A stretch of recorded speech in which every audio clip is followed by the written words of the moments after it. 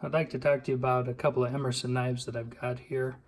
Ernest Emerson is a pretty well-known name.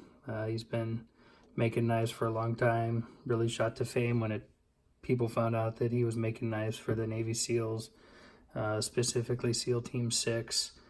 And he started his own production line in '98. And then in '99, he started making production version of his CQC7, and this is a 2000 CQC7. G10 handles, G10 backspacer, titanium liners, stainless stop pin, ATS 34 blade, and these particular ones had hard chrome as the coating on the blade. But because the customs are so hard to get, there is a cottage industry popping up, or has been around for a while, making Poor Boy conversions. So the person I use for my Poor Boy conversions, his name is Nath, and I can post a link below, but he does incredible work. So this was a CQC7, a 2004. It looked just like this, same handle, G10 handle, the screws, the backspacer. I sent it to him, and I had him do a Poor Boy conversion to make it look like a CQC6, or excuse me, a custom CQC7. And I did this about a year ago, and you can see from the titanium bolsters, I've been carrying this thing, I've been using it.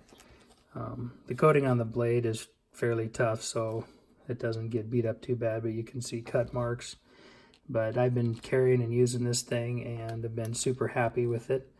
But when Nath does the conversion, he took and he bead blasted the liners, which were titanium. He put a new pivot on there. He drilled out the titanium inserts, or the titanium liners, put the new screws on to make it look just like a custom. He did this one, and I loved it so much that I sent in a CQC8 to have him do a conversion on it. Got this back a few weeks ago, and I've been using it. The blade's dirty, but he ground the blade down to a 0 grind, which means that there's no primary bevel on the edge. It's just one bevel that goes all the way to the edge. I had him grind the swedge up here. It's not sharp, but I'm grind it off just for appearance's sake. He took the G10 handles and he put on linen micarta, which is what Emerson used in his custom knives, and I believe he still uses, just the same as Nath did on this here. This is also linen micarta.